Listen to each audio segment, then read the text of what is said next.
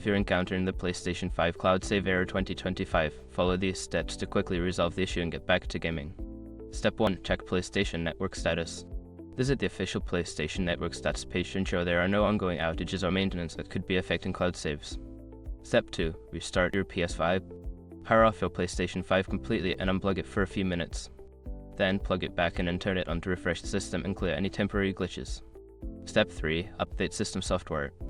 Go to Settings, then System Software, and select System Software Update.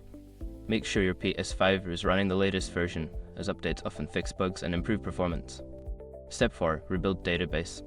Start your PS5 in safe mode by holding the power button until you hear a second beep.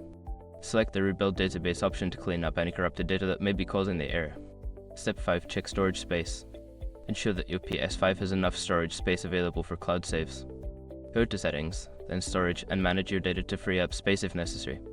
By following these steps, you should be able to resolve the cloud save error and enjoy your gaming experience without interruptions.